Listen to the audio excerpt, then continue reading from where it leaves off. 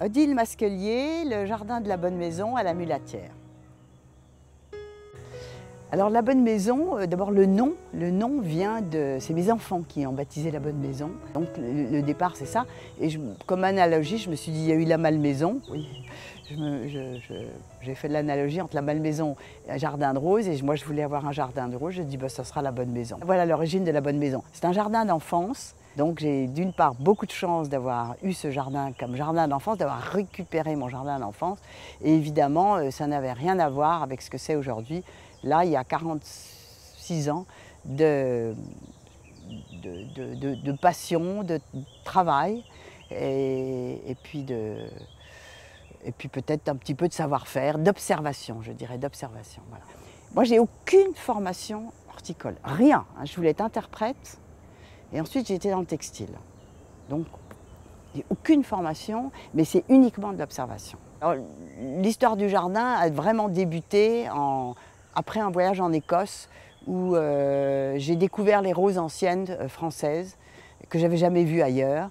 Et puis surtout les couleurs des feuillages, le mélange des arbustes, des clématites, des choses que j'ignorais complètement. Je faisais des petites annuelles, des roses d'Inde, j'étais très fière, j'avais des roses d'Inde orange et jaune, j'avais des grosses roses qui étaient très bien, mais j'ai découvert autre chose et en rentrant, c'est là où j'ai dit à mon mari, je me suis trompée, tout ce que j'ai fait c'est nul, je recommence tout. C'était une pente du haut jusqu'en bas avec un chemin qui se tortillait et on a voulu faire des petits murs, faire des étages et puis relier tous les étages par des pelouses qui épongent les torrents d'eau quand il y a des orages en été et puis en même temps qui fassent un lien. Voilà.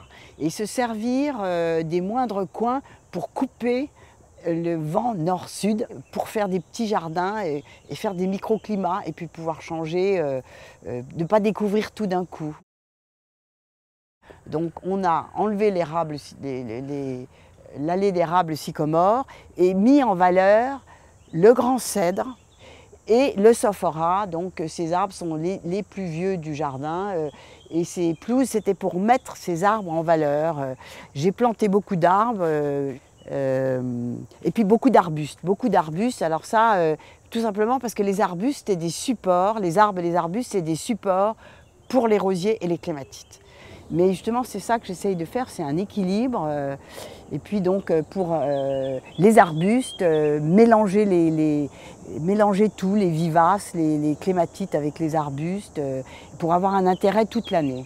Et pas se dire, il faut attendre quelque chose, voilà. Et ça, en fait, c'est ce qui fait la particularité de ce jardin en dehors des collections, parce qu'il y a une collection de roses, bien, il y a une collection de hostas, j'en ai beaucoup, d'hydrangea, d'iris. Tout le monde peut faire des collections, c'est pas tellement ça, mais c'est le fait qu'il y ait quelque chose toute l'année. On peut se faire très plaisir, avoir beaucoup de bonheur avec des choses simples, très simples. Et c'est pour ça que les arbustes, c'est une très bonne chose. Et arbustes plus clématites, alors évidemment les roses il en faut, mais moi les grimpants, c'est... Et puis il y a quand même des rosiers, moi j'en ai quelques-uns, j'ai quelques rosiers, je dirais pas préférés, mais fétiches, qui supportent le chaud, qui supportent le froid, qui sont jamais malades, qui sont toujours gentils, qui disent toujours bonjour, il y a toujours une rose dessus, et comme ça j'en ai 4 ou 5. Que je vais voir, tiens, je vais voir s'il a bien sa rose. Il y en a comme ça qui sont qu'on devrait avoir dans un jardin. Moi, souvent, quand je vois les arbres, je me dis, mais on me dit, vous avez un bel arbre. Je dis, mais c'est pas mon arbre. J'ai aucun sentiment de possession. J'ai pas du tout ce sentiment de possession. Je me dis, c'est un cadeau que j'ai pour l'instant. Et c'est pour ça que j'ai envie de transmettre quelque chose. Moi, un jardin, ça se partage. C'est une telle communication, un jardin.